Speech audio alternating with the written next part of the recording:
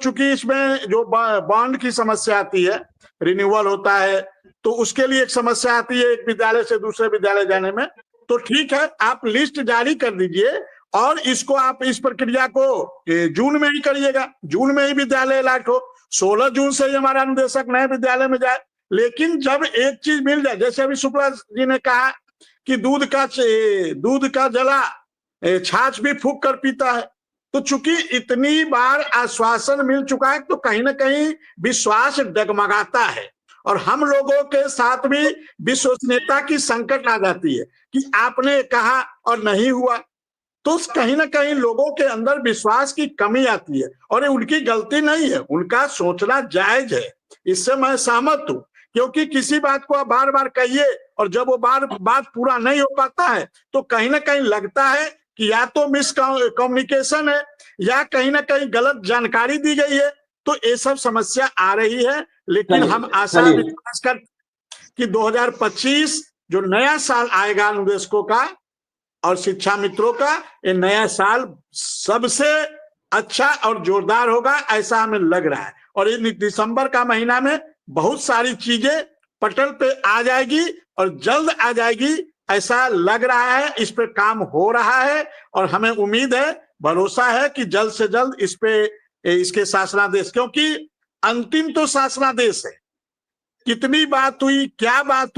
हो रहा है, क्या नहीं हो रहा है, जब तक शासनादेश नहीं आ जाएगा, जीओ नहीं आ जाएगा, गवर्नमेंट आर्डर नहीं आ जाएगा, तब तक किसी भी बात का कोई मतलब नहीं है। लेकिन हमें पूरा उम्मीद है कि इस पे काम चल रहा है, क्योंकि अभी कल पर बैठक हुई, परसों बैठक हुई, उससे 3-4 दिन पहले आपने देखा होगा माननीय बेसिक शिक्षा मंत्री जी के साथ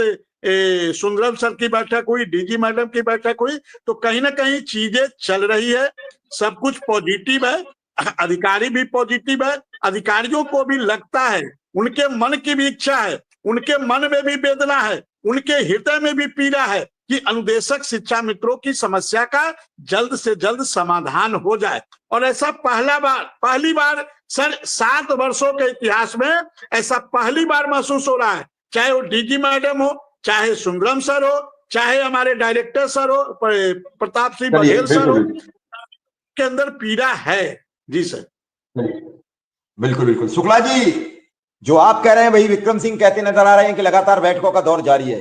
लेकिन अब बैठकों के दौर पर जब एक मोहर लग जाए तो थोड़ा भरोसा बढ़ जाएगा। वो चाहे कुछ कागजी कार्रवाई बढ़ जाए, जो कई चीजें आपकी डिमांड में है,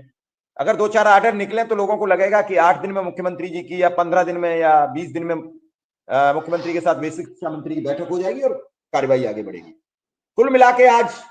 जो डिप्टी सीएम ने फोन किया उसके बाद मिले, तो अधिकारियों का रुख कैसा दिख रहा है? कई बार हम बातचीत के जरिए से नाप लेते हैं कि बात दमदारी से हो रही है, कि बात कमजोर हो रही है, या कुछ होना जाना नहीं है, केवल गोल गोल घुमाया जा रहा है। बहुत कुछ पता लगता है बॉडी लैंग्वेज से और उससे हम बहुत कुछ निकाल लेते हैं। कभी कभी हमें लगता है कि ये केवल चंद पलों की मुलाकात है, ये कुछ आत्मसम्मान बचा नहीं है अब इस मुलाकात में। कभी कभी लगता है कि ये मुलाकात बहुत अच्छी हुई है और जो बातचीत का दायरा था वो आगे तक दिख रहा था, बातचीत आंख से आंख मिलाकर की जा रही थी, बातचीत में समझ में आ रहा था कि कुछ हो सकता है। नहीं नहीं मिश्रा जी, ऐसा नहीं है। जो